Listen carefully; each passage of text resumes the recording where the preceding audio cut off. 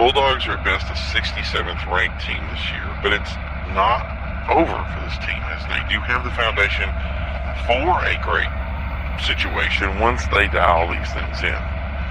Hey, we need to head into the commercial right now, and we'll be back to talk technology and sports. Can you track better than we can? We'll be right back to find out.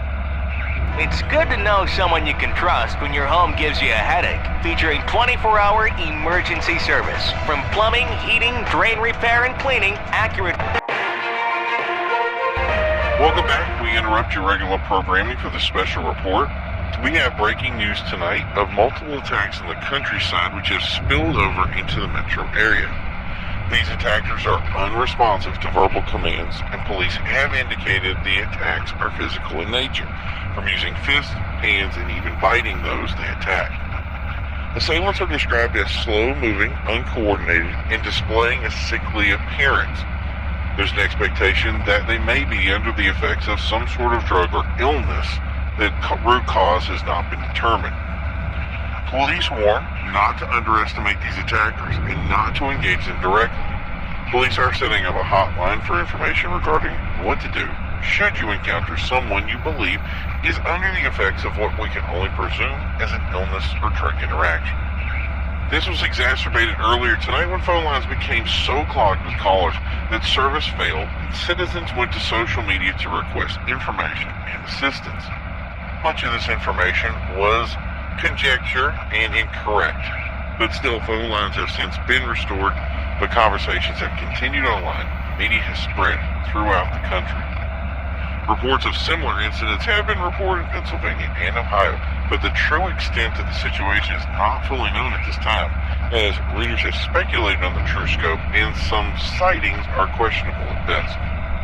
Attempts to get a statement from local police, hospitals, or the Office of Civil Defense have failed. Contacts have not returned calls at this time. It is unclear if an official announcement will be made in the coming minutes. Normally, a press conference is held to discuss events, but no word of a press conference has been announced. It is believed that due to the amount of reports and the timing of events, that response has been difficult and chaotic, especially reaching some of the more remote locations in the countryside. It's clear from response that all resources from local and state are being mobilized to discover the cause of the attacks. National Guard reported that they had no indication of the events and did not have instructions to mobilize at this time, directing our efforts to the State House, which is still unresponsive. The reality of the situation is that we're early into events, and what unfolds tonight will truly understand the scope and breadth of what we are in as the daybreak comes to us. So to reiterate, at around 10 p.m. Eastern Time, a flood of emergency calls to the police and fire regarding attacks by random individuals occurred. These events began to be reported in the Atlanta metro area, and quick announcements by police via social media and a call to news agencies to avoid anyone that appears unresponsive, uncoordinated, or sickly in appearance. Due to the incoming call log, a hotline would be set up to send callers. At this time, we have not received that hotline number. If you do have questions, it is important to stay with this news station until further reports come in, as calls into emergency services may remain unanswered as they deal with the situation. We will continue to monitor any online banter regarding the events that are transpiring, but we ask that people remain to information that they truly know, not information that is of a second-hand nature. The true problem is we don't have an idea of the true scope of what we're facing, and that has truly fueled the panic of citizens throughout the city and possibly the nation.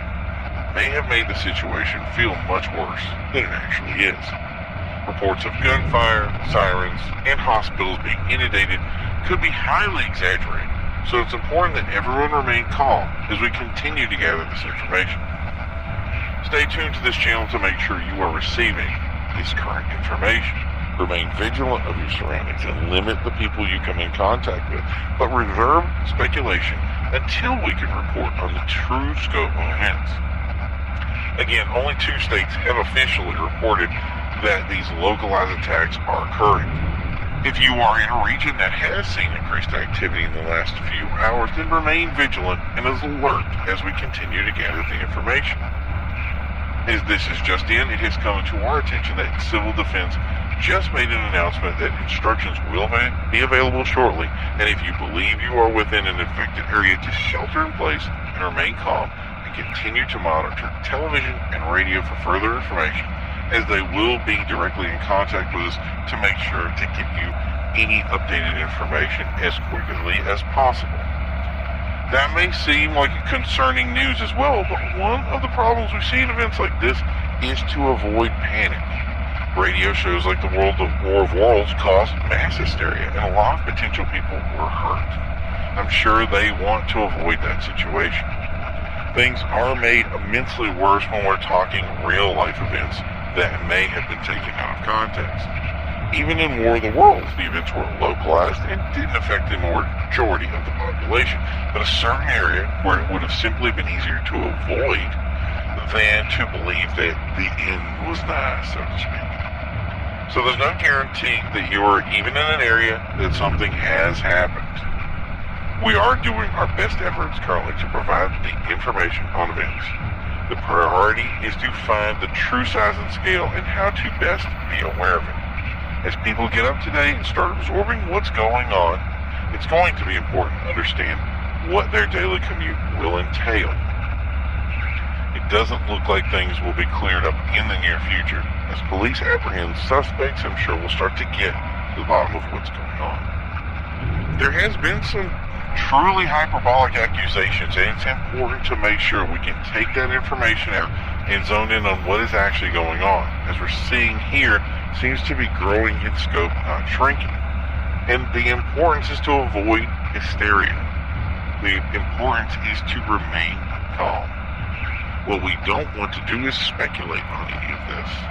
Secondary hand information can be grossly incorrect.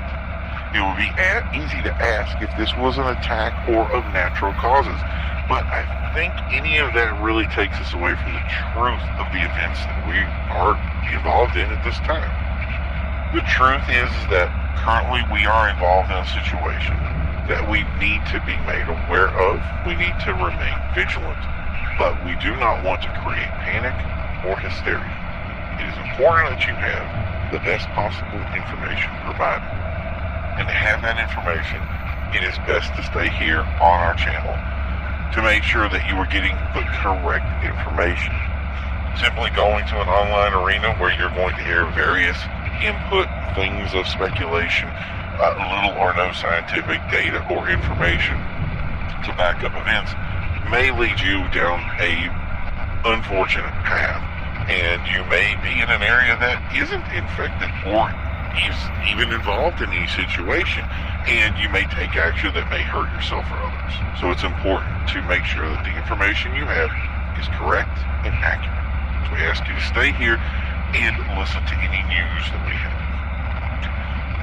Yes, I think that, for now, is a good idea. That's where things sit at the moment, and we're going to do some additional research at this time. We're going to return you to your regular broadcasting until we can provide you with some more actionable information. So please stay tuned here for news and updates.